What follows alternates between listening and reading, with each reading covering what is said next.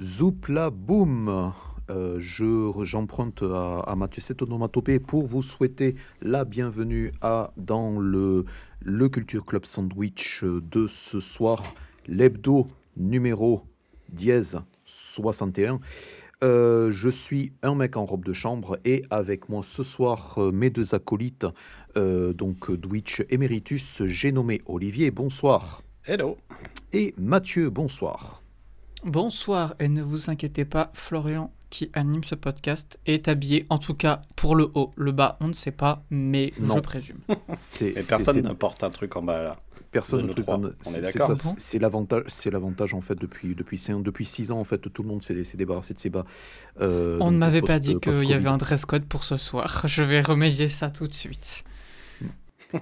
Et pendant que Mathieu va donc vaquer à l'obligation de dress code, je vais donc récapituler un peu ce qui vous attend dans le podcast de ce soir, qui est ma foi assez improvisé, mais néanmoins assez solide. On va avoir un récap, on a au moins 2 récos plus ou moins solides en fait selon les cas, et en termes, puisque c'est Culture Club Sandwich, en fait on va avoir du cinéma, un tout petit peu de série et encore un tout petit peu moins de livres. Mais de livres sur le cinéma. Chicha. Donc c'est une émission cinéma. C'est une émission cinéma et donc je remercie Olivier d'avoir rechargé autant. Donc si vous nous suivez sur le Twitch et sur le YouTube, bonsoir à tous. On respecte le dress code en tout cas pour le haut, donc n'ayez pas peur, venez nous rejoindre. Et on va directement passer au récap de la semaine, puisqu'on a beaucoup de choses. Le générique. Parce que je l'avais préparé, du coup, c'est oui, dommage mais de on va te laisser sur le générique. Allez, allons-y. Vas-y, je fais la Corée.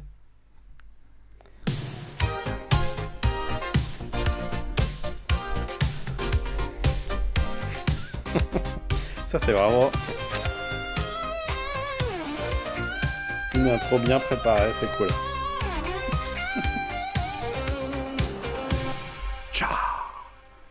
C'est la même chorégraphie toutes les semaines, hein, tu sais. Ouais. C'est le principe d'une chorégraphie. Comme ça, les gens du chat l'auront bien apprécié.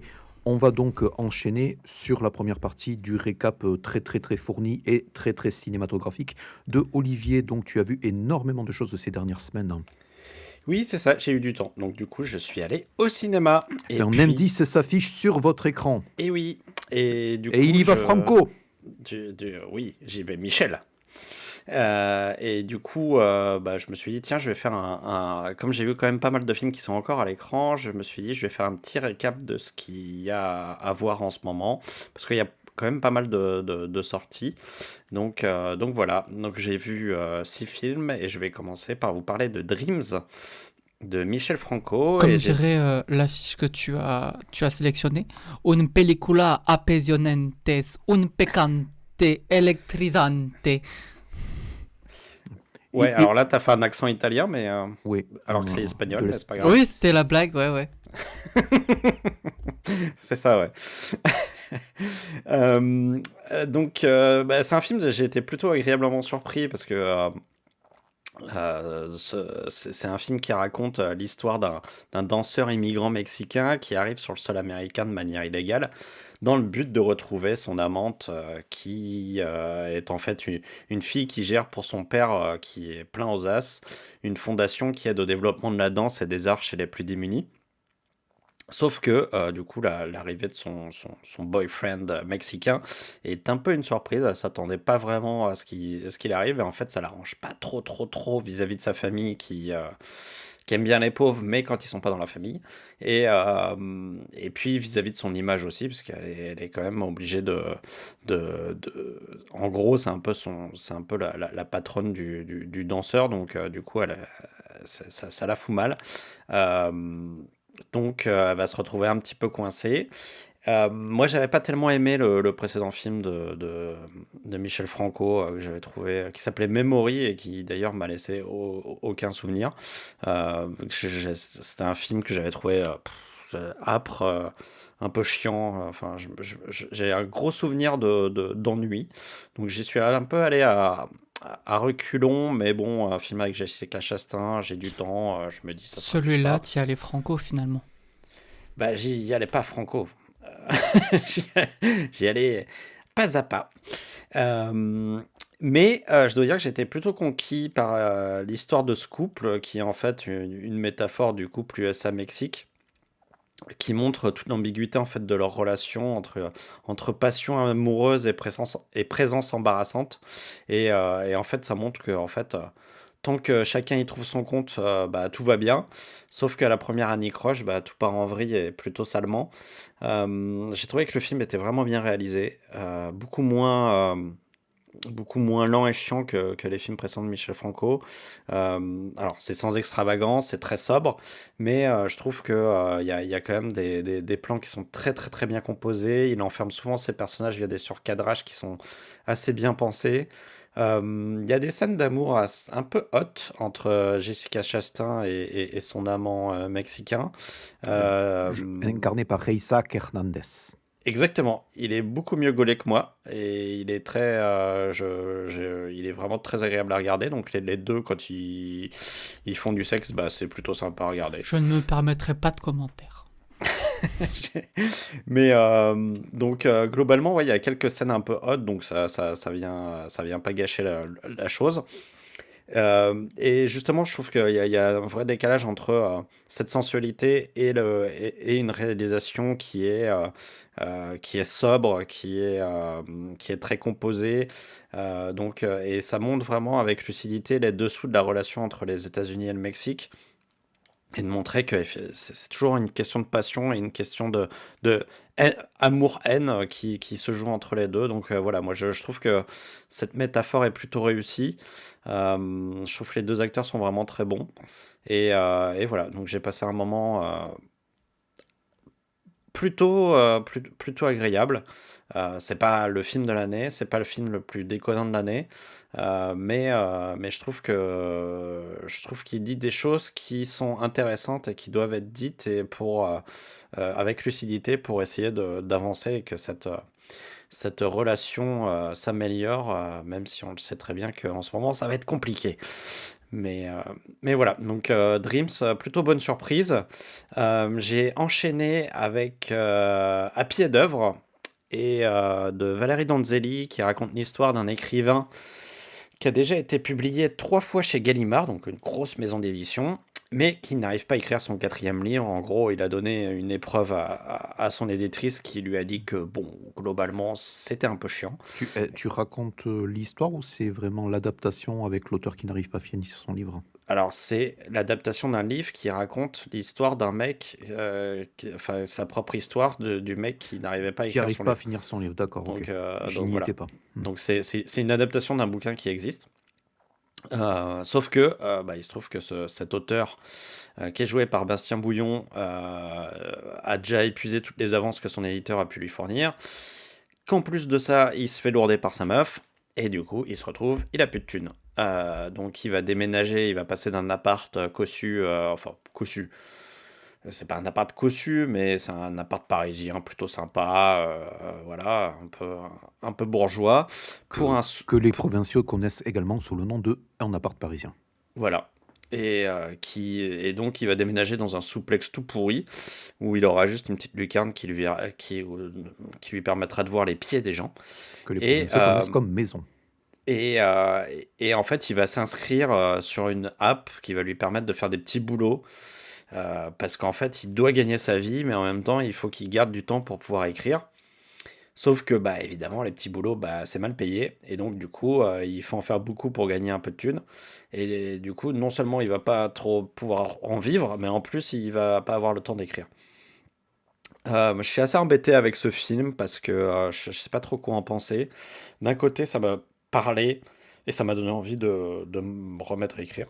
Euh, Parce que ça parle d'une précarité des artistes, des pigistes, et voilà, de tous les gens qui sont dans ces métiers où en fait il faut faire des choix constants entre son métier qui rapporte pas assez et la nécessité de gagner de l'argent pour manger. Sauf qu'en fait, je me dis que cinématographiquement, c'est pas très très intéressant, quoi. Personnellement, j'ai été touché par certains moments parce que je sais ce que c'est, mais en même temps, je me dis au final, j'ai quand même pas été passionné par ce que ça me racontait, quoi. Bastien Bouillon est excellent, la réalisation de Donzelli est vraiment bonne. Je trouve qu'elle livre probablement les plus beaux plans de sa filmographie et pourtant j'aime beaucoup, beaucoup, beaucoup, beaucoup La guerre est déclarée, qui est son film d'elle que je préfère parce que c'est un film qui m'a ravagé la gueule. Euh, mais je trouve, enfin vraiment en sortant de là, je me suis dit so what quoi. À quoi ça sert? Je n'ai aucune idée de ce que le film m'apporte. Et Mais tu as dit que ça t'avait donné envie de recommencer à oui, écrire, donc oui, mais c'est un enfin tout petit peu bon, c'est pas motivant. un film coach de vie, quoi. Enfin, tu vois, je me dis que quelqu'un qui écrit pas, bah, il sort de là, il s'en fout, quoi. Donc, vraiment, enfin, parce que le personnage, en plus, fait ça de manière un petit peu, c'est son choix, quoi. C'est-à-dire qu'il a des parents qui ont de l'argent, qui peuvent lui prêter de l'argent, il pourrait ne pas vivre ça.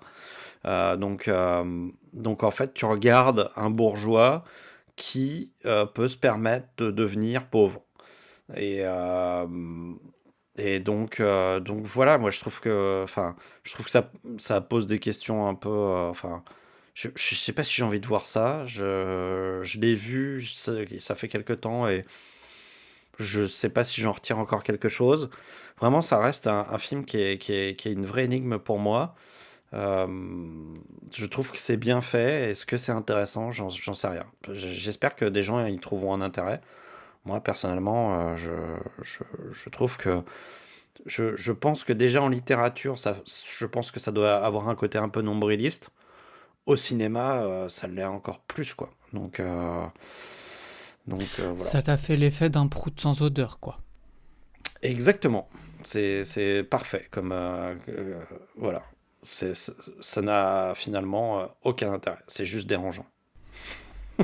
Je suis désolé, Valérie. Par contre, le troisième film que j'ai vu, et je sais pas pourquoi je ne l'ai pas là dans les images. Ah, il me manque une image. Je, je vais commencer Oh ma là là. truc.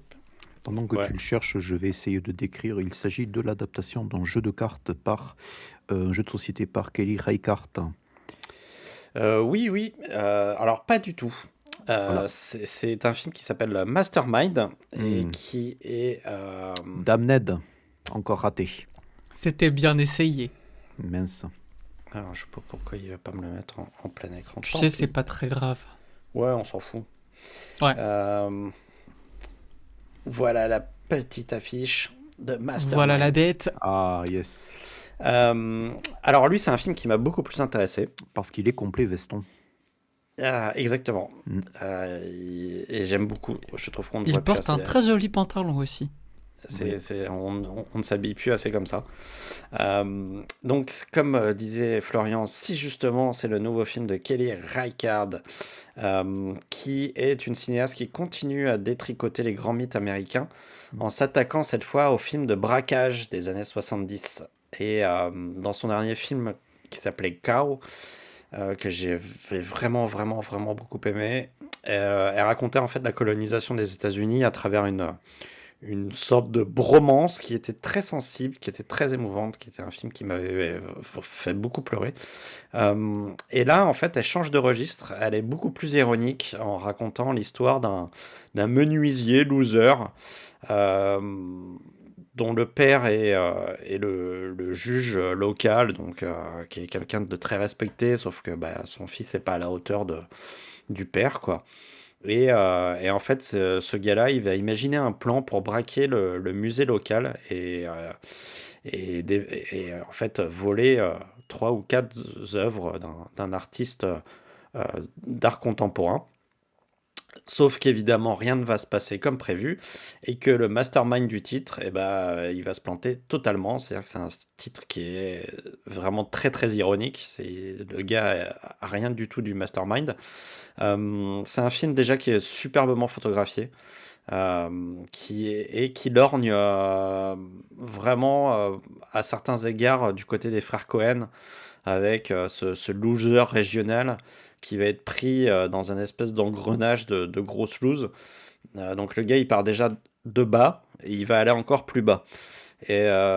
Mais ça me fait aussi penser à la fois dans le rythme et dans la lumière à quelque chose, à une facette des frères Cohen qui est plus celui de Inside Llewyn Davis, qui parlait d'un musicien à qui rien ne sourit. Et je trouve qu'on est vraiment Sauf dans son ce... charroux. Sauf le charroux du Oui, musicien. oui, mais il est en noir et blanc, donc je ne savais pas s'il était roux ou pas. Et Non, Llewyn Davis, c'est en couleur. Tu confonds avec The Man Who Llewyn Was Under. Davis, c'est en noir et blanc, non? J'ai le souvenir d'un Il truc y en a, noir et il blanc. y a peut-être une petite partie, mais la grosse majorité, c'est en Ah ouais. couleur. Mais là, C'est un- ouais, alors, ouais, d'accord, ok. Bah, j'avais un souvenir de truc en noir et blanc, mais pourquoi pas. Donc, du coup, il est bien roux, le chat. Et en fait, moi, ce qui m'intéresse là, c'est qu'il y a vraiment une espèce d'héritage de la loose entre Kelly Reichardt et les, et les frères Cohen qui contrastent vraiment avec les films flamboyants des années 70 où les héros étaient vraiment très intelligents, réussissaient leur braquage avec panache et élégance. Bon, bah là, on est carrément dans l'inverse. Je trouve qu'un peu à la manière de David Lowery avec son Old Man and the Gun, euh, j'ai vraiment le sentiment qu'on a avec Kelly Reichardt et lui une nouvelle génération de cinéastes américains qui veut vraiment s'emparer des grands mythes américains, des grands mythes du cinéma américain, mais en les regardant avec lucidité et en les déshabillant complètement de leurs apparats d'élégance, de show, voilà, pour montrer en fait sur quelle illusion toute la culture euh, de la grandeur américaine en fait est fondée.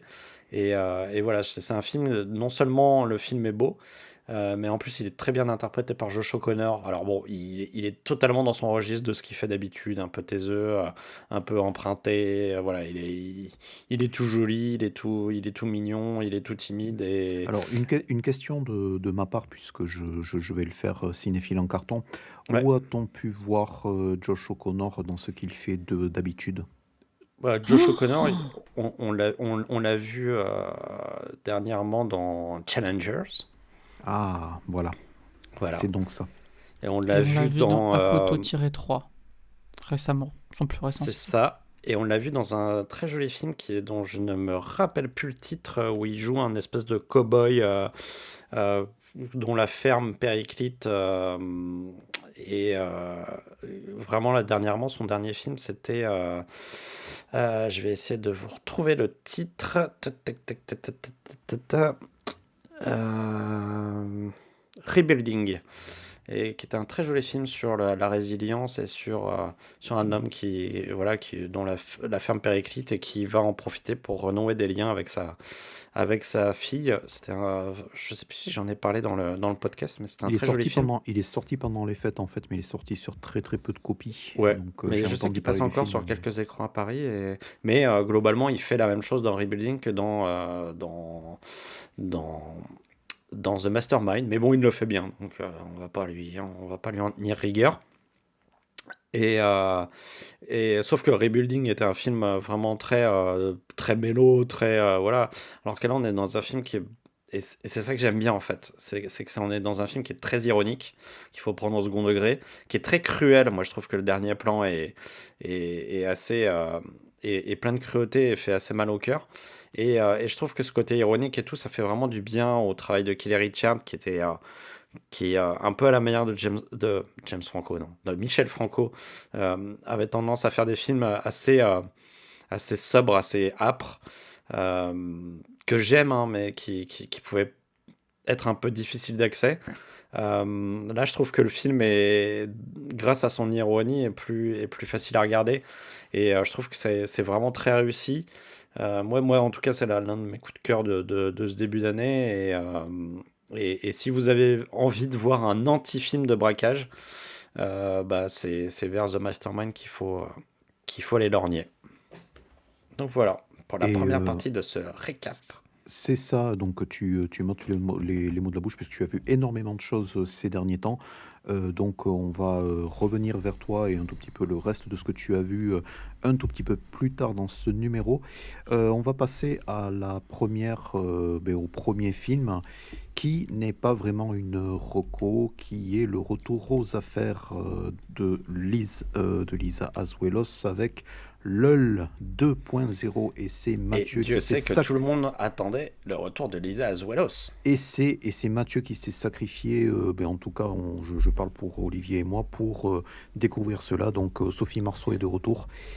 Et est-ce que ça t'a joué des tours?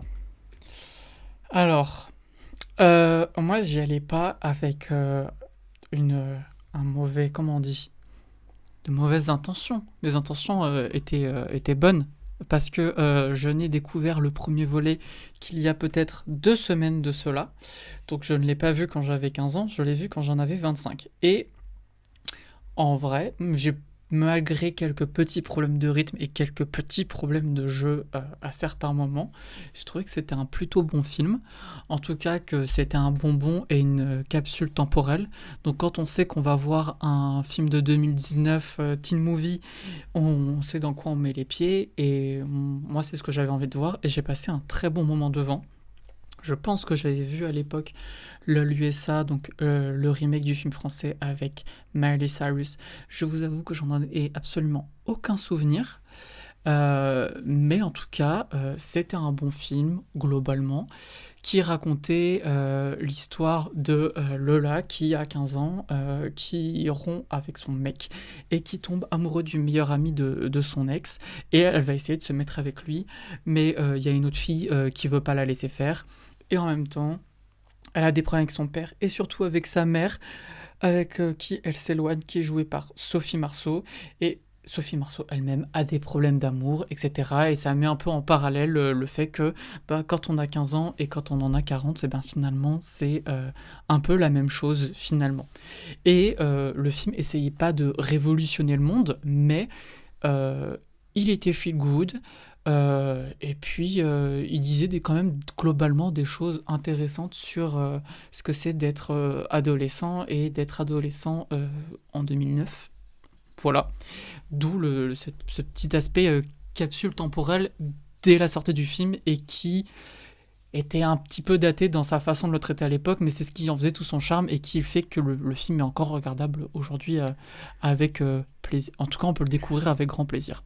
Ce que je trouve absolument génial dans ce que je trouve absolument génial dans ce que tu viens de dire, c'est que j'ai vraiment l'impression que tu veux recommander LOL.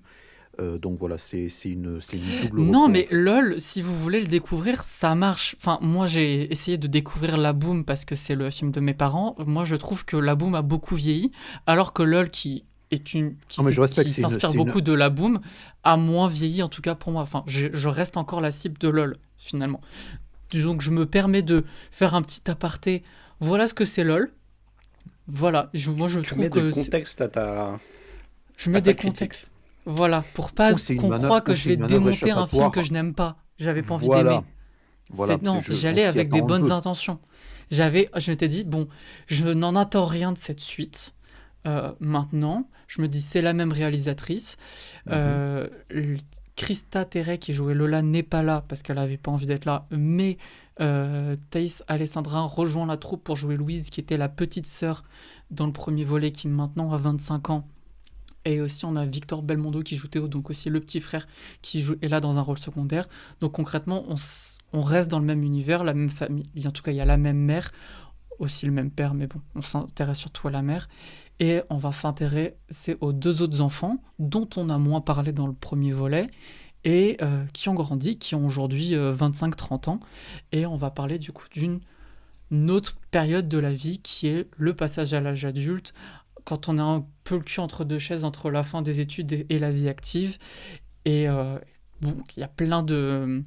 C'est un sujet qui a été traité plein de fois. Moi, j'aime beaucoup Frances A. Et je trouve que c'est un sujet, on peut toujours le traiter. C'est chouette à regarder. Et surtout, ça collait bien avec ces personnages-là et la démarche du film. Donc, pour moi, proposer une suite, c'était pas si déconnant que ça. Maintenant, le film. Alors, par où Le je film. commence? Par le commencement, par le début. Alors, Finish it. Prends ton temps.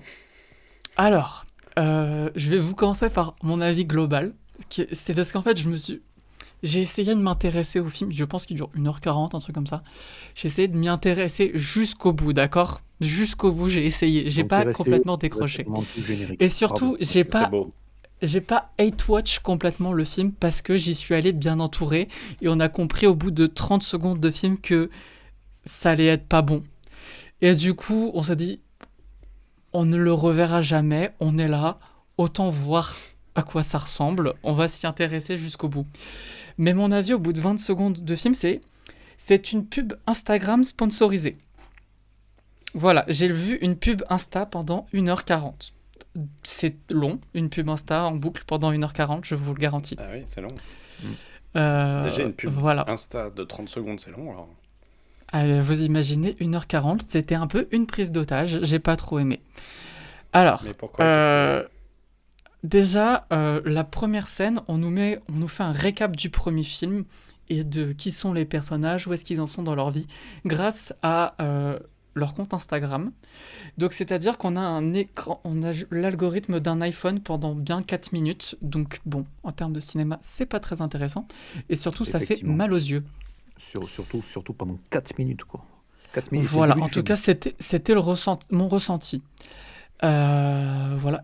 Autre chose que je tiens à souligner sur cette scène d'ouverture, c'est que on a une avalanche de caméos d'influenceurs, de mèmes, etc. Donc je comprends bien que l'idée du film, c'est de parler de notre génération, 25 ans, qui ont grandi avec les réseaux sociaux, où on est tout le temps sur nos téléphones, et c'est vrai. Par contre, ce que t'en racontes derrière, c'est très important, et la façon dont tu le montres, c'est aussi important. Et qu'est-ce que ça va raconter de tes personnages? Là, le va fait être qu'on bien, soit... ça va être bien parce que dans 2 ans, quand ça va passer en télé, en fait, je recommande en fait au public de redécouvrir LOL 2.0, ne serait-ce que pour avoir un quiz en fait de qui seront ces gens en fait. Ah, mais vraiment. Et donc, il y a pas tant d'influenceurs, mais par exemple, on a par exemple un caméo de Jamie, de C'est pas sorcier. Pourquoi? On sait pas, c'était juste parce que c'était drôle. Sauf que le problème, c'est que le film, du coup, va être très daté très vite.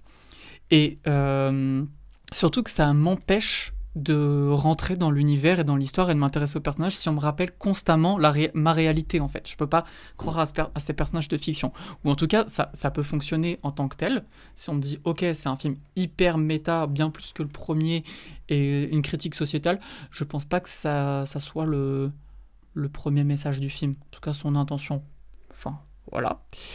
Il y a Ouais, quelques bonnes idées dans le film de mise en scène. Ouais.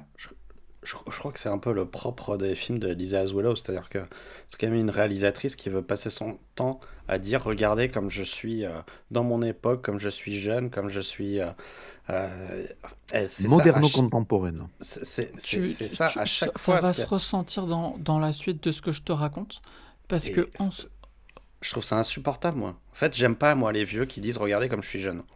bah, le premier, ça fonctionnait parce que tu avais une certaine tendresse pour les personnages qui était Oui, très bien et puis parce qu'en fait, elle se retrouvait dans le personnage de Sophie Marceau, je pense.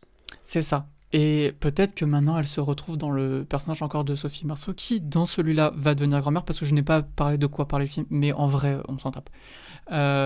C'est pas très intéressant. Oui. En gros, il y a Louise qui a rompu avec son mec alors qu'elle a construit une start-up avec lui, et du coup, elle se retrouve sans emploi et sans mec et sans appart, et elle retourne vivre chez sa mère.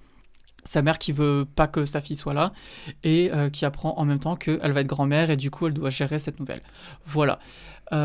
C'est des bonnes idées en soi, le problème c'est qu'elles sont pas traitées dans le film, du coup c'est pour ça que je vous dis que ça n'a aucun intérêt ce qui se passe. Il y a quelques autres bonnes idées de mise en scène, par exemple quand elle rentre dans un canapé, ou alors ils ont essayé de mettre une scène en animation, ça ne sert à rien, mais c'est là, on peut pas leur enlever. C'est ça. En plus, ça coûte cher l'animation en fait. Autant Ah tu bah oui, mets, je me suis dit autant putain, tu mets mais un vous feed avez de la thune, Instagram vous en auriez début pu le de mettre film, ça ailleurs. va, mais autant une séquence d'animation, ça, c'est un tout petit peu difficile de l'enlever. Après, elle a pas dû coûter très cher. Elle est pas moche, hein, mais elle a. Enfin, je bosse dans l'animation, elle a pas dû coûter très cher. Mais ils auraient pu mettre le film ailleurs. Par exemple, dans le développement d'un scénario. Je dis ça, c'est que mon avis. Pas besoin. Un de mes points principaux de cette hate critique, c'est l'omniprésence des sponsors. Alors ça, c'est le professionnel qui va vous parler, mais vous allez très vite comprendre. Je me suis demandé s'ils avaient eu de l'argent du CNC. Je ne pense pas, parce qu'ils n'en ont pas eu besoin. C'est pas des blagues ce que je vais vous raconter, je n'abuse pas, d'accord?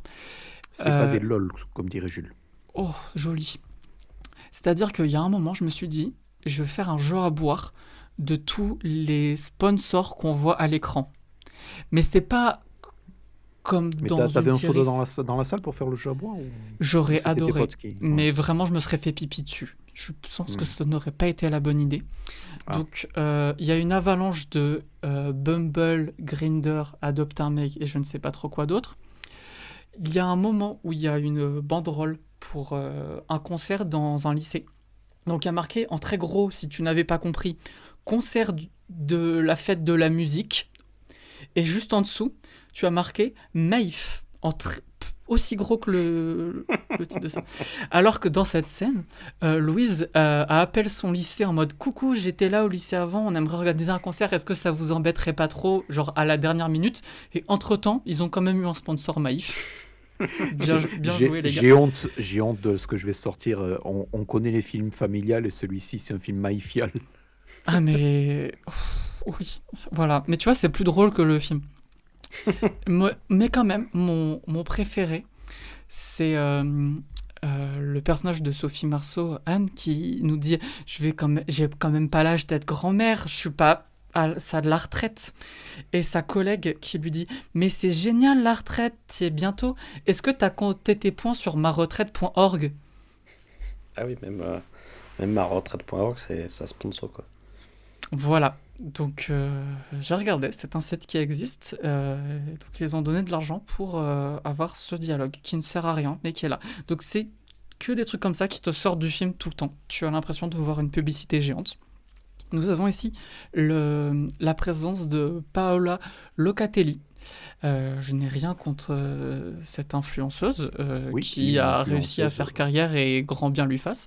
Je tiens aussi à féliciter son agent qui arrive à lui trouver du travail n'importe où. Et GG à toi. Mais pour moi, quand il y a Paola Locatelli à l'écran, tu te dis ok, fuyons. Et elle représente justement cette jeune génération de 25 ans qui est en fin de stage et qui s'oppose un petit peu aux gens qui sont installés là et qui connaissent leur métier depuis longtemps, mais ils apportent de la fraîcheur parce qu'ils sont jeunes et edgy. Non, tu n'es pas jeune et edgy, tu es juste désagréable et une grosse conne. Voilà, j'avais envie de la taper pendant tout le film. Et qui dit à Sophie Marceau qu'elle est débile parce qu'elle appelle, elle ne connaît pas elle devine qu'elle ne connaît pas le nom AirPod parce qu'elle dit des écouteurs. Voilà, c'est comme ça qu'on nous fait comprendre que Sophie Marceau est vieille et démodée. Et ce film lui-même sera très très très démodé dans à peu près 18 mois. Donc GG. Voilà. Nous avons un nombre incalculable de dialogues surexplicatifs qui t'expliquent 30 minutes avant la fin du film la leçon qu'il faut retenir du film, mais aussi tout ce qui se passe et ce qui t'en avait compris. Donc on remercie les financeurs Disney et Netflix pour ça. Ces dialogues qui sont destinés aux gens qui seront sur leur téléphone pendant le film et qui l'étaient aussi au cinéma parce que la moitié de la salle était sur son téléphone. Après, je vais pas dire que le film était très intéressant, mais quand même. Ça a un peu aidé au Pay It Watch, quoi. Oui, sûrement. Après, il y a Louise qui a des très jolies tenues, mais les costumes ne matchent avec aucune des scènes, c'est-à-dire qu'elle est à moitié à Walp alors qu'elle est en train de servir au café, et alors qu'elle est très habillée quand elle est en boîte de nuit. Louise, c'est le personnage de Thaïs Alessandra. Exactement, c'est celle qui a 25 ans. Et surtout, et là ça va être la partie un peu plus sérieuse on va dire, c'est mal écrit, parce que en fait, comparé au premier, on n'entre jamais en empathie avec les personnages, parce qu'ils sont trop cons. Dans le premier, une ado qui fait de la merde parce que elle veut être avec un mec qui est objectivement beaucoup trop sympa et le meilleur gars du lycée, bah t'es en mode certes tu fais des bêtises mais on a envie de t'encourager parce qu'on sait que c'est important pour toi et que tu vas grandir et que t'es amoureuse et on soutient le personnage. Là, une jeune adulte dont l'objectif c'est de s'autodétruire, d'autodétruire son entourage et de pécho son patron, bah je suis pas très investi dans sa quête.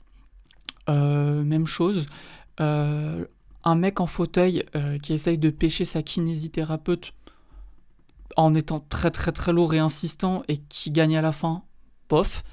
Le père Cringe. Attends, non, tu n'y es pas. Le père de Louise, donc, qui était divorcé de Sophie Marceau dans le premier film et qui est joué par Alexandre Astier, revient et on apprend dans celui-ci qu'il a rencontré la meilleure amie de Louise qui a 25 ans et qu'il veut se marier avec elle et qu'il ne comprend pas pourquoi sa fille désapprouve cette union. Laissez-moi être d'accord avec elle sur certains points. Ensuite, la mère qui n'a pas grandi entre les deux films et qui doit apprendre exactement la même leçon que dans le premier, pourquoi faire. Sophie Marceau qui est uniquement définie par des hommes dans ce film et doit apprendre que c'est ok de vieillir finalement et que la maternité est la plus belle chose au monde. Mais en fait finalement non, la leçon qu'elle doit apprendre dans le film c'est qu'elle doit changer de travail. 3 minutes avant la fin, ça pop comme ça. Pourquoi faire ? Et enfin, la fille qui doit se détacher de sa relation... Il y a un twist en fait sur la leçon à apprendre parce que justement tu avais les dialogues surexplicatifs qui apprennent 30 minutes avant la fin du film la leçon qu'on doit retenir et en fait c'est pas celle-là parce qu'il y a un twist à la fin du film. Oui, mais sauf qu'un twist c'est censé te construire un peu plus ton personnage quand même. Surtout si elle choisit de changer de métier. Enfin, faut qu'elle ait ressenti le besoin de changer de métier avant. Tu vois ce que je veux dire ? Oui. Bah, c'est pas le cas ici. Voilà. Enfin, si, elle s'épanouit pas dans son travail, mais en soi, c'est pas sa faute. Enfin, elle fait bien son travail, mais voilà, elle veut devenir écrivaine. Parce qu'il fallait faire un caméo du journal intime du 1, I guess. Voilà. Et bon, voilà. En gros, c'est un film sans aucun enjeu, sans aucune cohérence, qui est très pénible à regarder, et je vous encourage, si vous avez envie de découvrir le premier, mais fuyez cette suite qui est...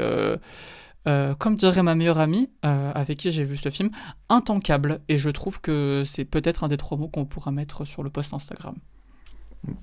Donc, intankable, tu dis ? Intankable. C'est-à-dire que tu ne peux pas le tanker. C'est-à-dire Ah oui, comme à le la tank, bataille ça fait navale, mal. tu peux, oui, d'accord. Donc tu peux pas couler le navire en face, d'accord. Non, c'est des références de boomer, mais j'ai mieux compris comme ça. Eh bien, merci beaucoup. Donc, n'allez essayer de ne pas aller voir LOL 2.0 ou à défaut d'attendre la dispo sur Disney Plus et ou Netflix d'ici 18 mois. Au moins, vous aurez un quiz influenceur de toute beauté. Donc, merci beaucoup. Et donc, je vais passer à quelque chose d'un tout petit peu plus Fast and Furious. J'ai nommé mon récap de qu'est-ce que j'ai vu et lu cette semaine. Je vais commencer avec, donc on avait fait il y a quelques semaines de cela, un numéro spécial autour de Breakfast at Tiffany's, Diamant sur canapé de Blake Edwards, et j'ai pris l'initiative de réparer une erreur assez honteuse que je n'avais pas réparée depuis des années. J'ai vu le film suivant de Blake Edwards que j'avais en DVD qui s'appelle Le jour du vin et des roses avec l'excellent comédien Jack Lemmon et la non moins excellente Lee Remick. Film qui a été, je crois, qui a été nommé aux Oscars et qui a aussi gagné quelques Oscars en 63. Le film est sorti en 62.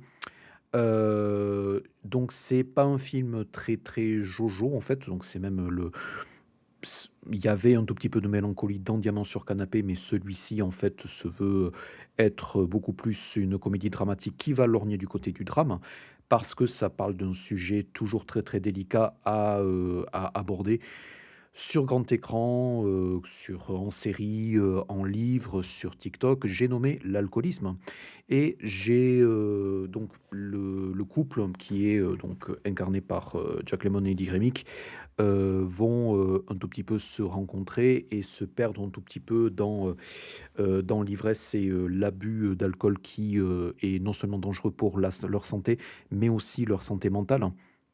Alors, pour être très franc, on retrouve un tout petit peu, mais vraiment, ça distille, pardon du mauvais jeu de mots, un tout petit peu de l'esprit burlesque de Blake Edwards dans 2 ou 3 scènes, mais dans l'ensemble, c'est vraiment... Est-ce que ça distille aussi l'esprit du film burlesque avec Cher et Christina Aguilera ?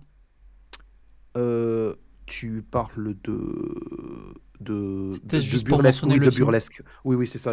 J'étais sur Chicago, mais effectivement, Cher et Christina Aguilera Non, mais égale burlesque. si j'attendais pas forcément une réponse, j'avais juste besoin de mentionner dans ce podcast Cher Oui. et Christina Aguilera dans Burlesque, qui est un Oui, mais merveilleux film. Voilà, c'est ça. Mais il faut que tu mentionnes le film Burlesque parce que moi, je n'y étais absolument pas en fait. J'étais en train de chercher. Donc, non, ça n'a absolument rien à voir avec Burlesque. Il n'y a pas de numéros musicaux. Il y a donc une mélopée signée Henri Mancini, mais comme pour Diamant sur canapé, qui est un tout petit peu moins mémorable. Mais Et il n'y a c'est pas Cher qui écrit Wagon Will Want aussi. Alors, je ne vais pas faire de crise de l'Escher, mais je tiens à souligner l'excellente prestation de Jack Lemmon, qui est un comédien que tu et le reste des auditeurs doivent découvrir. S'ils ne le connaissent pas, c'est un excellent, excellent comédien américain et une véritable légende. Et il joue ici légèrement en contre-emploi. C'est aussi son charisme, un tout petit peu son côté très, très sympathique et très monsieur tout le monde qui fait que on va avec lui un tout petit peu dans cette descente aux enfers. Où en gros, il perd tout, il perd pas mal d'opportunités, il perd, pied littéralement. C'est pas un film, on va dire aussi tragique et aussi difficile à regarder que ce que je suis en que l'on pourrait l'imaginer par rapport à ce que je suis en train de décrire, hein. Mais néanmoins, c'est un film qui est très, très surtout très, très bien dialogué. Je tiens, à souligner, je l'ai déjà fait sur Blue Sky, mais je tiens à souligner l'excellente photographie, en noir et blanc. En fait, c'est une des meilleures photographies dans un film en noir et blanc, que j'ai vu. On lande totalement du côté des meilleurs Hitchcock. En fait, c'est vraiment le haut du panier. Donc signé Philippe Latrobe, et c'est, aussi un film qui détonne totalement dans tout ce qu'a pu faire Blake Edwards. Donc on est à milieu de La Panthère Rose, on est à milieu de Diamant sur canapé, et c'est malheureusement quelque chose sur lequel il va pas beaucoup revenir sur le restant de sa filmo, parce que aussi on va lui demander un tout petit peu de faire ce pourquoi on le connaît. Mais voilà, Le Jour des vins et des roses, je tiens à le recommander. Il est aussi, enfin c'est un tout petit peu comme le reste de mes recos de ce soir. Il est uniquement disponible en DVD Warner de 2004. Il n'est pas disponible sur HBO Max. Il n'est, à ma connaissance, pas disponible en VOD ou en version HD.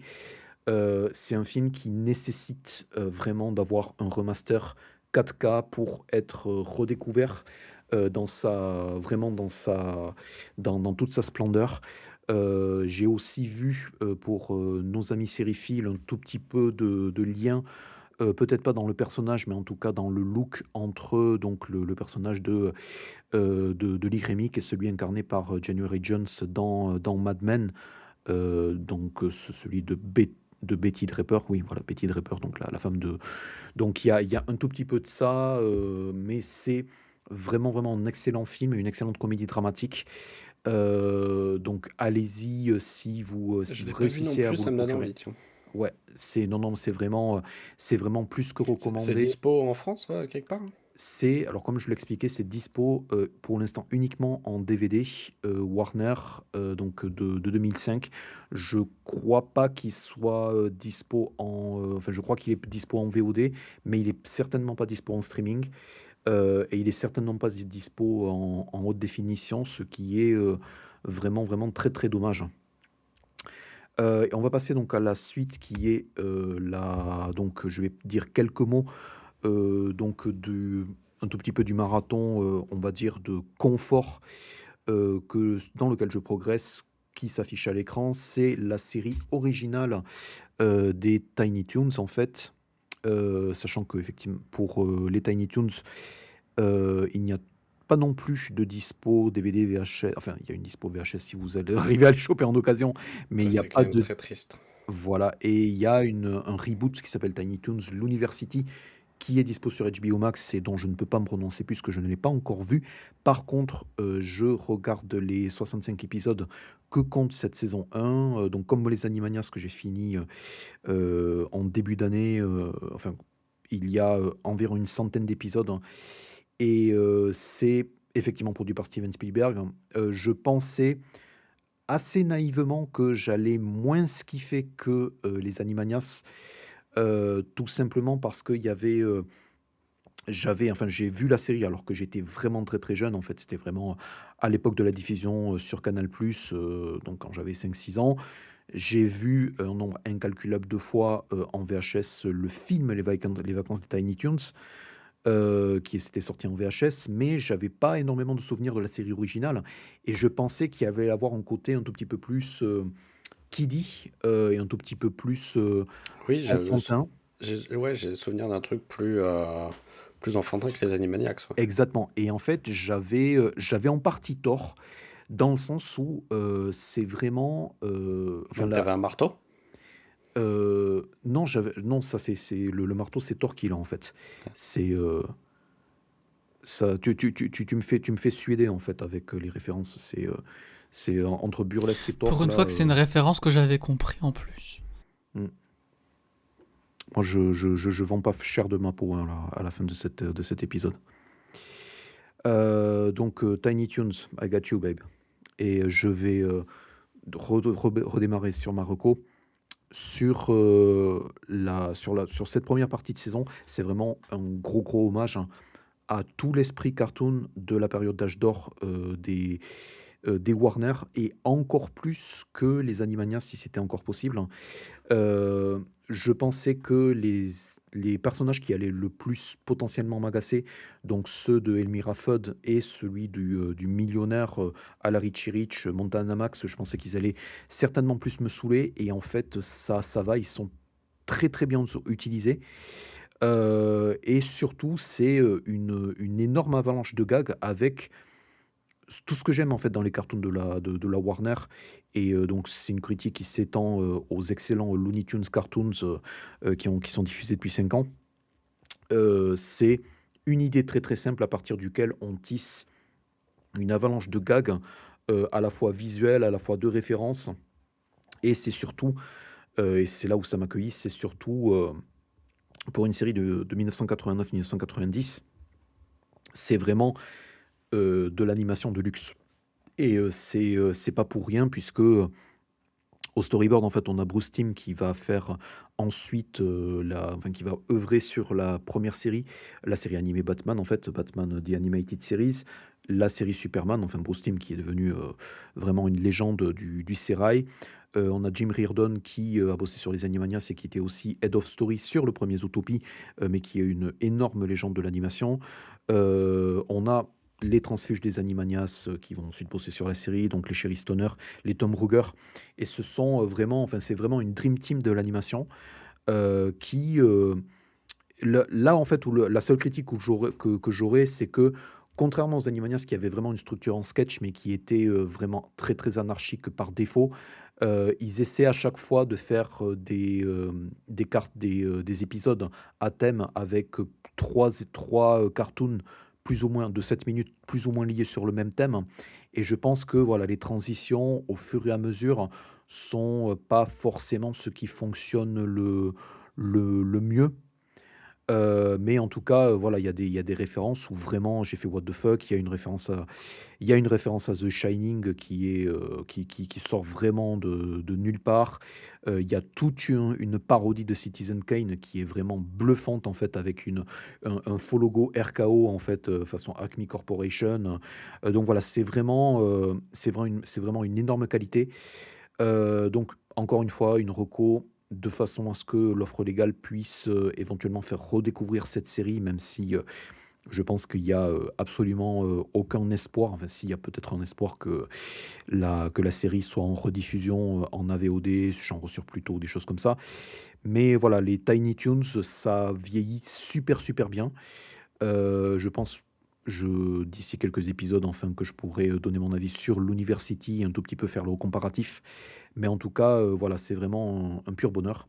Et la dernière chose que je voulais signaler, c'est donc j'ai vu, enfin, je vais pas enfin, je vais pas vous le recommander, même si je le recommande très chaudement. J'ai vu Une balle dans la tête de John Woo qui est ressorti en 4K via Metropolitan en salle le 4 février. Donc ruez-vous en salle dans les quelques salles qui le passent si ça n'est pas encore fait. Et j'avais prévu mon coup puisque du coup, euh, un tout petit peu comme le marteau de Thor en fait, j'avais un tout petit peu prévu son coup.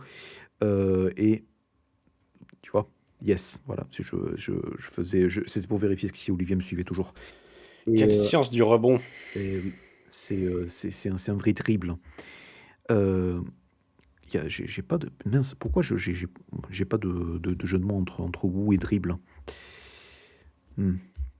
Et c'est vraiment toute une série de ressorties euh, qui sont vraiment du plus bel effet esthétique. Et j'en ai profité pour combler un énorme retard sur ma cinéphilie, à savoir donc qui était John Woo. Et donc je tiens à signaler l'existence de ce livre sorti en 2001 de la journaliste de 20 minutes Caroline Vier, donc qui s'appelle tout simplement John Woo, qui est paru chez Darkstar, qui résume très très bien en fait la quintessence à la fois de sa biographie, de ses obsessions d'auteur et un tout petit peu de son statut à part dans le cinéma hongkongais de la grande époque. Donc voilà, ce qu'il faut savoir, c'est que les films qui sont en train de ressortir en fait ont été invisibles pendant des dizaines d'années parce qu'ils ont été produits par la Golden Princess qui a décidé de fermer, de fermer ses portes donc au milieu des années, enfin, milieu des années 90 et qui a été très avare sur, on va dire, l'exploitation de son catalogue. Et, et ce qui fait que du coup, les films en particulier de John Woo, en fait, demeuraient relativement invisibles à part les Happy Few qui pouvaient mettre leurs mains sur, voilà, soit sur des copies pirates évidemment, soit sur des DVD Metropolitan de 2003-2004, etc. Mais je pense que vu toutes les ressorties qui sont en train de se jouer, donc le mois prochain, donc à partir du 11 mars, on va avoir, oui c'est ça, du 11 mars, on va avoir la ressortie du Syndicat du crime, donc, dont les 2 premiers volets sont réalisés par John Woo. Donc ce livre en fait est un très très bon résumé avec un abécédaire de un tout petit peu à la fois sa biographie, un tout petit peu ses atermoiements et un tout petit peu son départ, pas forcément très très heureux pour Hollywood, donc à partir de la deuxième moitié des années 90, puisque voilà, il y a la rétrocession de Hong Kong à la Chine qui intervient en 1997. Donc aussi, voilà, il y a très très peu de choses qui sont dites dans le livre de Caroline Vier sur Mission Impossible 2. Donc les films suivants donc qui sont voilà Paycheck qui sont voilà pas forcément de très bonnes mémoires, mais dans l'ensemble c'est pour des cinéphiles on va dire un tout petit peu lambda qui veulent avoir un meilleur résumé et un résumé un tout petit peu plus argumenté et fouillé qu'une page Wikipédia. Ben voilà, il y a ce livre John Woo de Caroline Vier qui est chaudement recommandé. Voilà, ça c'est pour ce que j'ai lu et vu sur ces derniers jours. Et on va passer à nouveau aux autres films que tu as vus ces derniers jours, Olivier, et on va parler, on va rebondir sur le Niné. Voilà. Yes, c'est parti pour la deuxième partie. On va rebondir sur le Gozlan et le Gourou avec le Niné. Je sais pas si j'ai envie de rebondir sur Pierre Ninet. Mais Pierre Ninet a envie de rebondir sur toi peut-être. Je comprends. Je pense que tout le monde a envie de rebondir sur moi. Je ne ferai pas de commentaires à nouveau. Gourou, c'est un des films français les plus attendus de 2026. Donc, comme tu disais, c'est un film de Yann Gozlan qui avait fait Boîte Noire, qui avait fait L'Homme Idéal, je crois, qui avait fait Dalloway, un film tout pourri sur l'IA.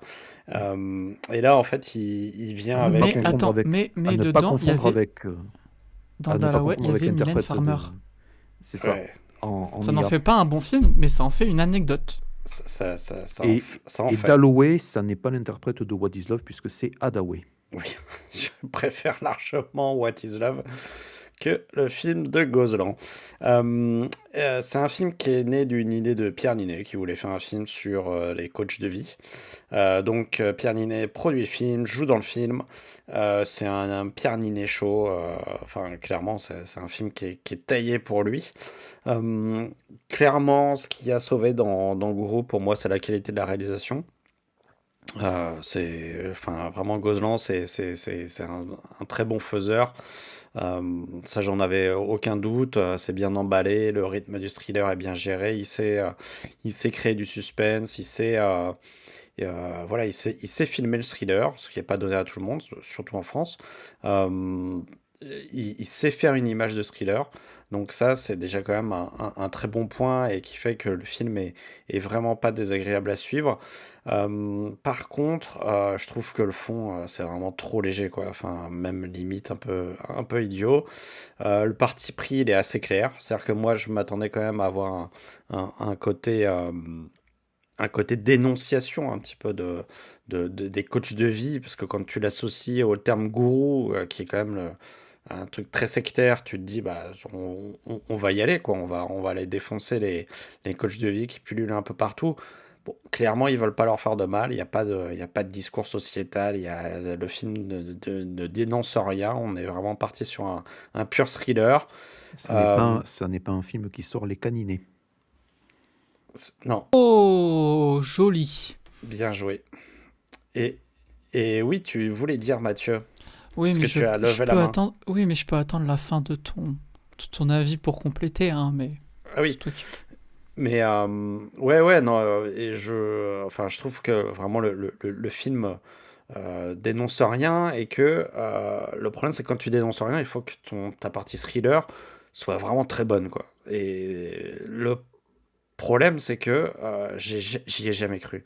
C'est que je ne crois à aucune des réactions de chacun des personnages je trouve qu'il y a plein de choses qui sont blindées d'incohérences, notamment le personnage de la meuf de Pierre Nénet qui déjà en soi ne sert pas à grand-chose dans le truc, mais en plus qui, dès le début du film, est décrite comme son bras droit, comme quelqu'un qui a beaucoup d'estime pour lui, qui vraiment est totalement in love, qui est à fond avec lui. Et, et à un moment donné, elle a un coup de fil qui doit durer peut-être 20 secondes avec le frère de Pierre Ninet. Et tout d'un coup, elle se retourne contre lui. Alors que le frère avait humilié Pierre Ninet, genre 2 scènes avant, et donc, du coup, on voyait que c'était quand même un connard, et que je vois absolument pas comment il aurait pu retourner le cerveau de la meuf en si peu de temps. Euh, Ça, c'est un exemple parmi tant d'autres. La plupart des réactions, vraiment, je ne comprends pas du tout. Parce qu'en fait, j'ai l'impression que tous les ressorts du thriller sont totalement mécaniques, totalement fabriqués pour créer un suspense, qu'il n'y a rien du tout, du tout, du tout qui se fait de manière naturelle. Et du coup, ça me donne un sentiment vraiment d'une une espèce de superficialité du récit auquel je crois pas. Donc voilà, je trouve que c'est un film qui est pas désagréable à regarder. Euh, dont je me fous un peu. Je trouve que Pierre Ninet est pas totalement crédible dans son rôle de coach. J'ai l'impression qu'il a pas les épaules pour ça. Enfin, moi, enfin, Pierre Ninet, il me fait rire, en fait.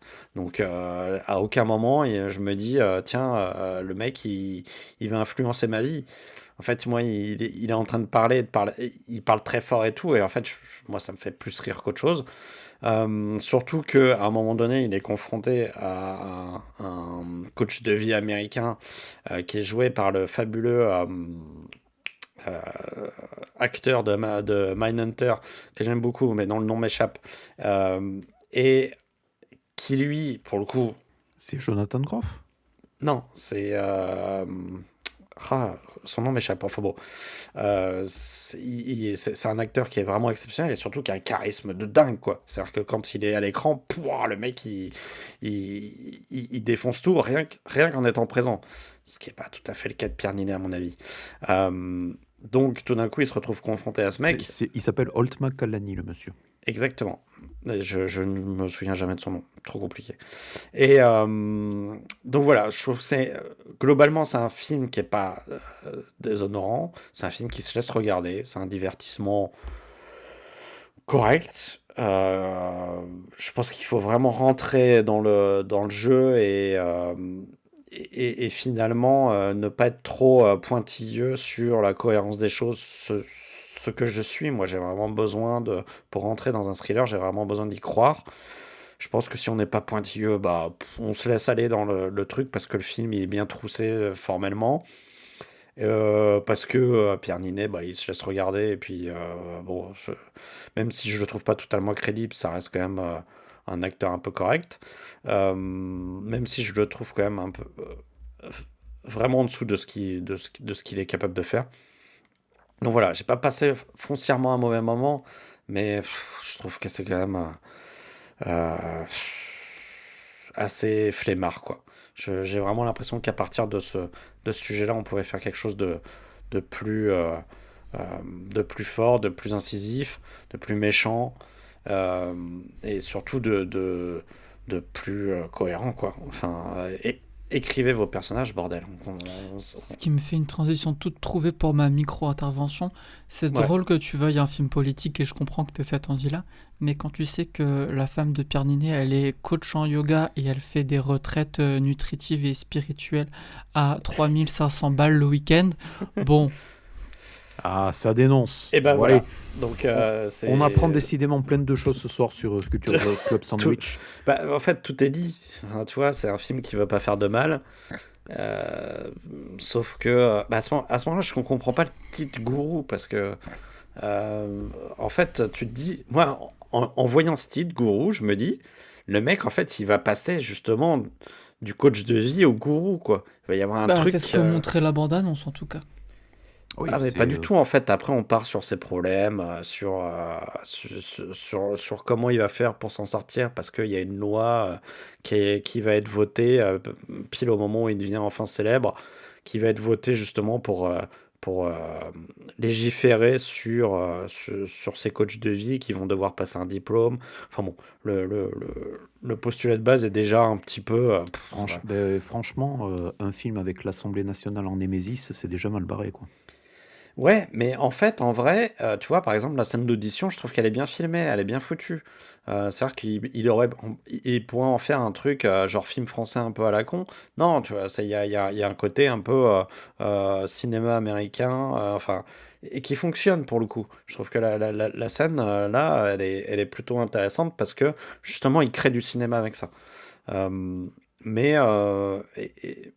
le problème, c'est que le, cet antagoniste est totalement artificiel. C'est-à-dire pourquoi en plus en plus ils font intervenir il y a des scènes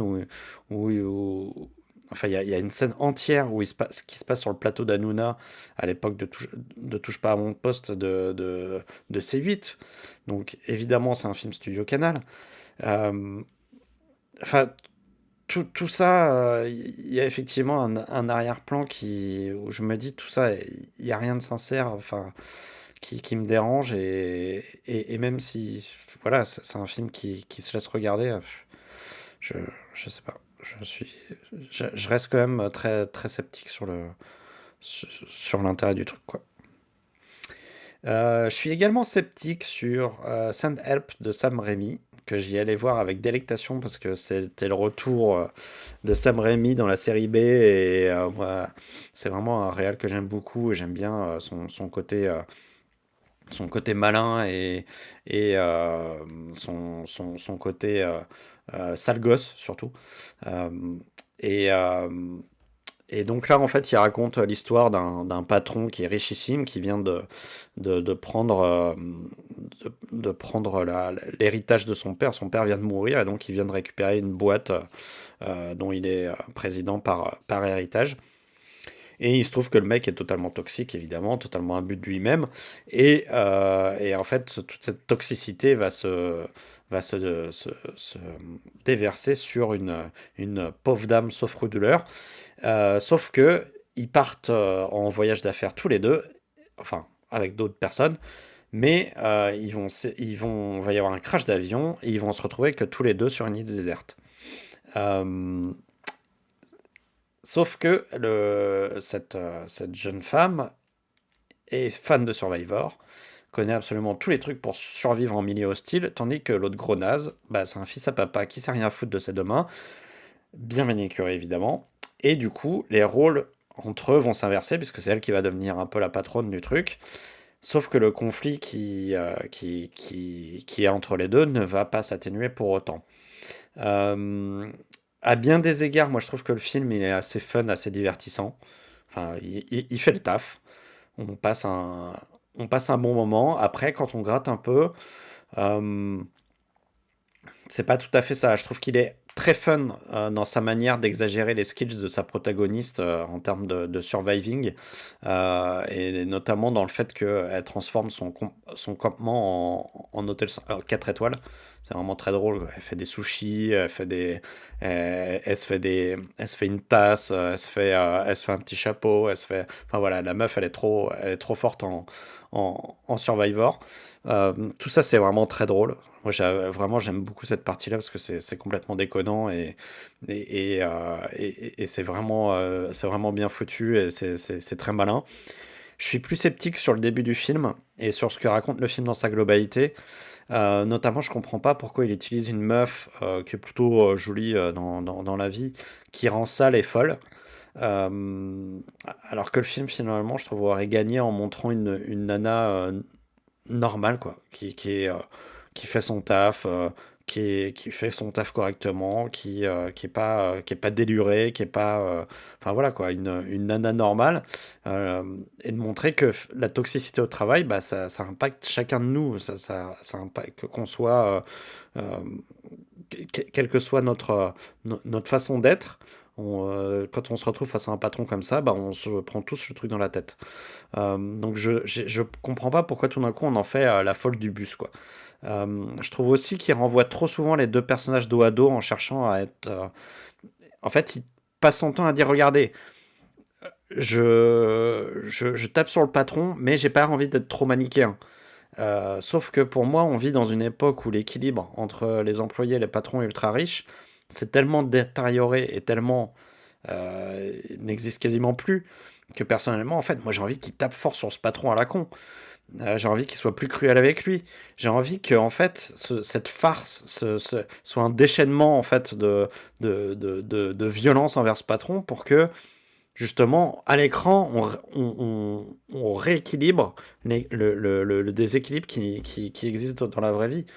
Moi, je trouve qu'il faut que les farces elles tapent fort dans ces périodes de tension sociale, parce que c'est des gens qui sont sur des piédestals et qu'il faut les faire tomber de ce piédestal, quoi. Et, euh, et donc voilà, je trouve que c'est un peu ce côté de montrer les petites gens comme des gens chelous, un peu sales, et de pas tout à fait taper sur les gens très riches, m'a un peu dérangé, quoi. J'ai passé un bon moment, mais je trouve qu'il aurait pu être carrément plus jubilatoire s'il avait poussé les potards un peu plus loin sur le revenge porn. J'ai aussi été un peu déçu par la qualité des effets spéciaux. Je pense qu'il n'a pas eu un gros budget pour faire son film, mais quand même, les CGI sont quand même vraiment cracra. L'île, elle ressemble à rien. L'eau, parfois, enfin, c'est vraiment un peu limite. Je trouve que ça vient gâcher le film. Et je sais qu'en plus, Sam Raimi est capable de faire beaucoup mieux, même avec pas beaucoup d'argent. Donc voilà. Donc voilà, faut y aller en se disant qu'on va juste voir un film fun. Le, pro, le propos social est un peu moyen, j'ai trouvé. Donc, mais bon, ça reste quand même un film sympa à aller voir. Et enfin, le dernier film que j'ai vu dernièrement, c'est Baise en ville de Martin Jova. Alors, je sais pas si vous savez ce qu'est un Baise en ville. Non, je ne sais Alors, toujours pas. je sais ce que c'est que la Belle, je sais ce que c'est que la ville, mais pas les deux en même temps. Et Enfin, bah, en si, fait, mais je pense pas. c'est une petite sacoche en fait qui permettait aux gens qui n'habitaient pas dans les villes, qui venaient pour travailler, de pouvoir mettre quelques affaires pour aller en ville et passer une ou deux nuits là-bas, et notamment, pourquoi pas, être avec son amante pendant une nuit. Donc, d'où le terme baise en ville. Euh, Baise en ville, c'est un film de Martin Jova, qui est quelqu'un que je ne connaissais pas. Voilà. qui a fait Grand Paris, en fait, qui est sorti dans une poignée de salles il y a 3 ou 4 ans. Exactement. Et donc je n'avais aucun a priori. J'avais entendu plutôt des bonnes critiques sur le film. C'est un film qui raconte l'histoire d'un petit gars qui habite à Chelles dans le 77. Je sais pas si vous y êtes déjà allé, mais bon, c'est vraiment la Ça banlieue n'est pas mon cas, dortoir. mais je vois à peu près où c'est. C'est vraiment la banlieue dortoir par excellence qui n'a aucun intérêt à part le Alors fait pourquoi tu me la conseilles? de pouvoir Shell. Non, je vous conseille les stations-service Shell, mais pas la ville Shell, quoi. Enfin, vraiment, c'est. T'as commencé à en parler comme un promoteur immobilier, c'était... Mais c'est un peu raccord, Je en sais, fait. je C'est un sais peu pas si raccord terme avec les apparts dortoir. parisiens, en fait. En fait, le seul intérêt, c'est que tu peux avoir une maison là-bas, quoi. Voilà, c'est le seul intérêt de Shell. Donc, mais sinon, globalement, si t'aimes la culture, si t'aimes faire des choses et tout, faut pas aller à Shell parce que c'est pas divertissant comme endroit, quoi. Après, si tu Euh, aimes la culture iconaise, en fait, c'est juste à côté de Lyon, hein. Faut pas... oui, oui. Bon, Qu'est-ce que tu penses de la culture de Lyon, Olivier? j'ai pas un avis défini Alors, là-dessus. je viens de m'informer sur la ville de Chelles. Il y a un bar tabac qui s'appelle Tabac de la Gare, qui est avenue du Ouais. Maréchal Foch, qui a Ouais, l'air qui très est en sympathique. qui est en face du RER A, Mhm. je crois. C'est le RER A, effectivement. Voilà. Donc j'y suis allé une fois hein, à Chelles. Voilà. Il y a aussi J'ai le vu café bar Le tabac. Gambetta, qui est rue Gambetta. Vous pouvez pas vous tromper. Ouais. Et donc voilà, donc ça pose un peu le contexte du film, puisque on est vraiment là-dedans. Et on a ce pauvre gars qui habite Chelles, qui est un jeune adulte, on va dire. Donc il doit passer son permis pour trouver du taf, sauf qu'il a besoin d'un taf pour pouvoir payer son permis. C'est un peu le serpent qui se mord la queue.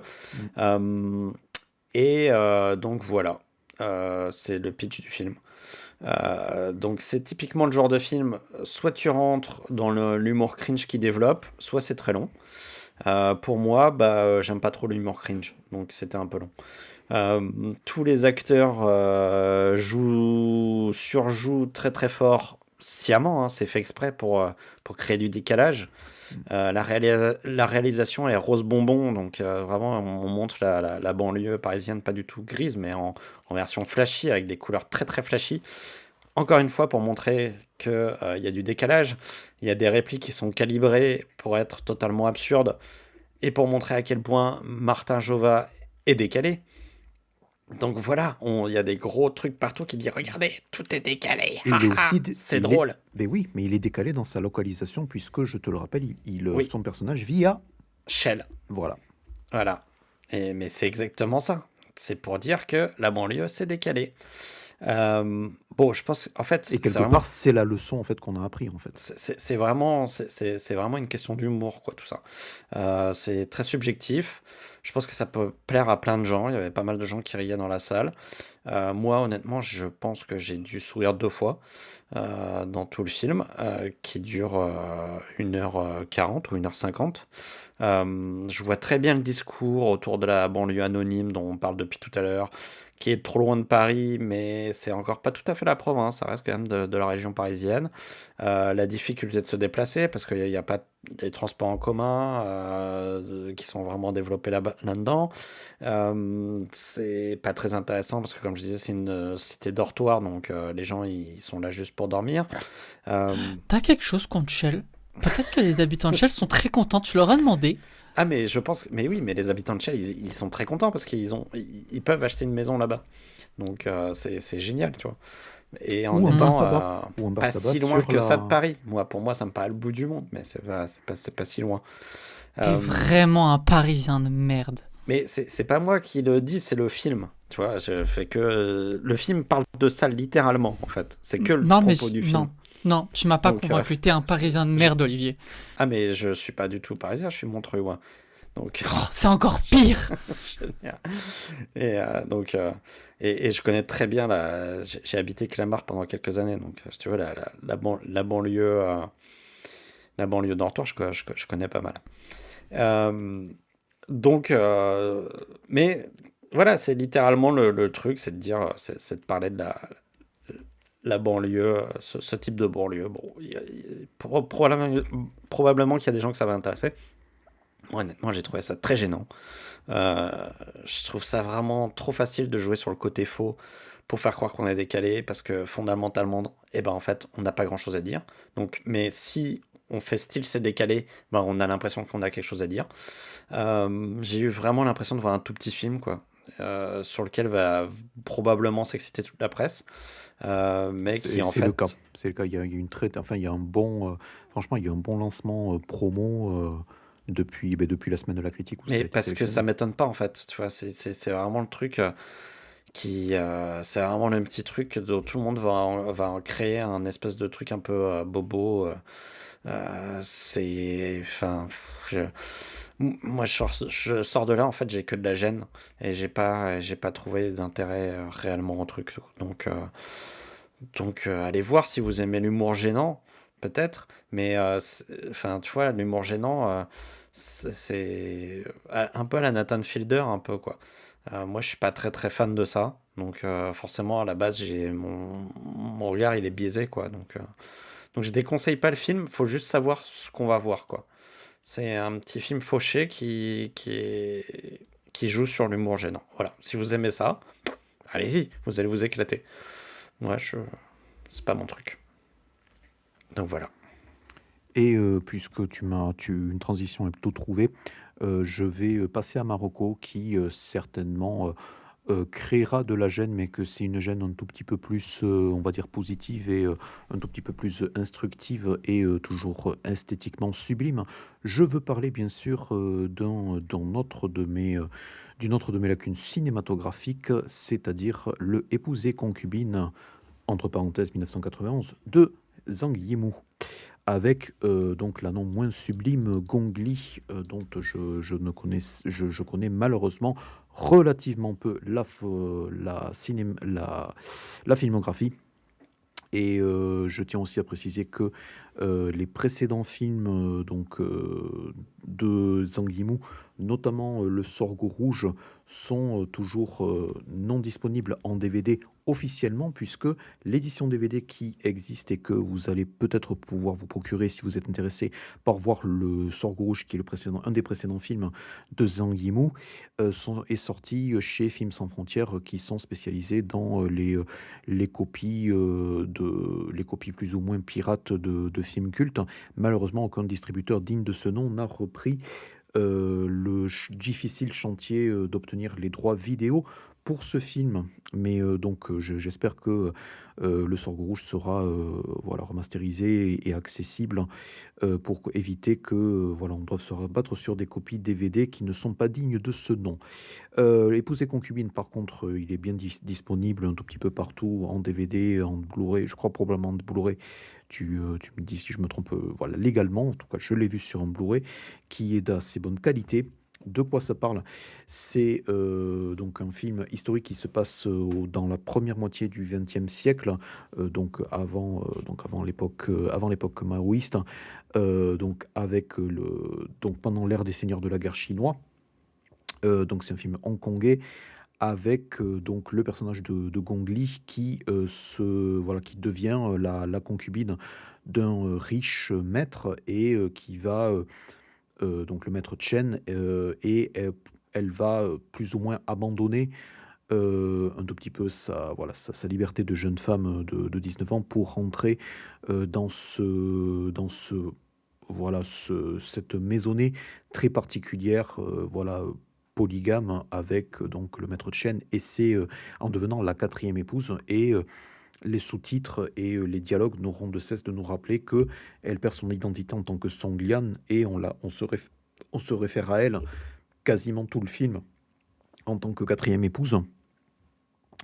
C'est vraiment un film qui est très maniéré, mais qui a aussi un superbe commentaire hein, sur le contexte qui nous montre. C'est un film vraiment qui est en huis clos, où malgré le fait que c'est vraiment sublimement filmé, très très bien décoré, avec des costumes vraiment, et vraiment une qualité de production vraiment mirifique, on a vraiment un côté très très claustrophobe hein, et on a vraiment un commentaire sur les coutumes que va subir Song Liang et la connaissance qu'elle va faire des 3 précédentes épouses et du rôle et du fardeau et même des multiples fardeaux qui vont peser sur elle en tant que quatrième épouse.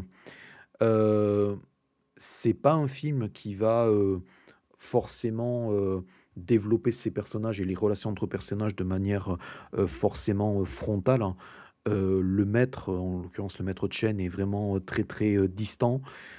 C'est pas un film où, voilà, il se passe énormément de choses, donc c'est un film avec un rythme qui est, assez lent, qui est assez ampoulé, mais néanmoins, c'est un film qui est très intéressant parce que, on a un malaise dès le début du film, avec, donc une Song Liang en larmes qui accepte son destin, de devenir une concubine, en étant potentiellement une épouse, mais, comme le film va nous le montrer, c'est un titre qui, a un prix, qui est assez lourd à payer. Et un des fardeaux qui va peser sur Song Liang et cette quatrième épouse, c'est, donc celui, d'avoir un bébé et d'avoir de préférence un garçon, puisque une des 3 précédentes épouses a bien, accouché d'un enfant, mais qui est une fille et dans la société, chinoise, en fait, qui est, voilà, enfin, dans la société chinoise de l'époque, avoir une fille, c'est, vraiment, voilà, le truc, par défaut qui ne sert à rien. Donc il y a vraiment, ce côté, hérité des sociétés médiévales, en fait, d'avoir, limite un héritier, en fait, de sa richesse, qui soit un héritier masculin. Hem et c'est, et il y a aussi donc tout un jeu de manigance qui va se jouer à la fois entre Song Liang et ses servants et Song Liang et les 3 autres épouses, pour, on va dire conquérir les faveurs du maître et les attentions du maître, et c'est pas un film qui est, forcément très aisé. C'est, je pense un film qui est, psychologiquement assez fouillé. Gong Li, elle est, enfin vraiment, c'est, évidemment, j'ai pas vu le Sorgho Rouge, mais bon, dans ce film-là, elle est vraiment, on voit en fait toute la puissance, qui a fait obtenir le Lion d'argent au Festival de Venise. C'est, qui a aussi, boosté la carrière à la fois de Gong Li et de Zhang Yimou. Donc c'est vraiment, une collaboration artistique qui est extrêmement fructueuse. Néanmoins, c'est pas, enfin voilà, c'est un film que je vous recommande pour, enfin déjà pour asseoir, votre connaissance du cinéma hongkongais, vraiment, artistiquement, très, très exigeant, artistiquement réussi, avec un propos politique qui est quand même assez soutenu, même s'il est assez subtil. Et c'est, aussi un film que voilà, que je ne rec enfin qui va m'être difficile de revoir une seconde fois parce que il y a énormément de malaise, puisque c'est un film qui montre le palais, et donc ces 4 femmes, enfermées, un tout petit peu dans, à la fois leur ennui, des ambitions des ambitions qui sont entièrement niées, et on va dire une utilité, qui confine à l'absurde de devoir, voilà, satisfaire un maître qui est, soit absent, soit, très, heu, très, très fougueux et très caractériel.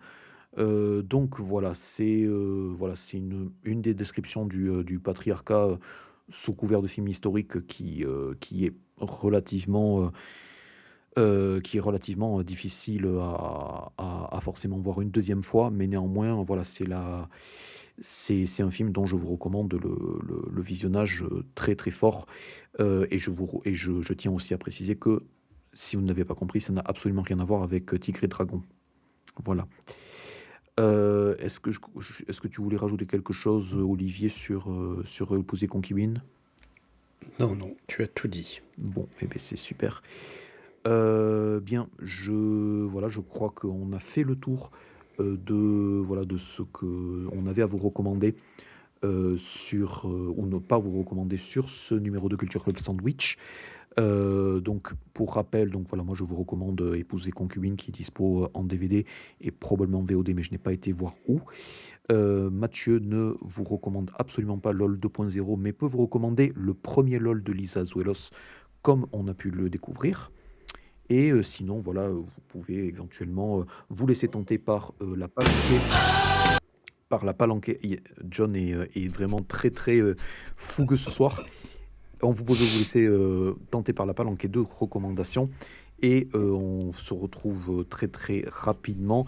En attendant, bon lundi, bonne soirée, bonne nuit à tous. Et en attendant, bonne journée. Bonne Jovi! Mais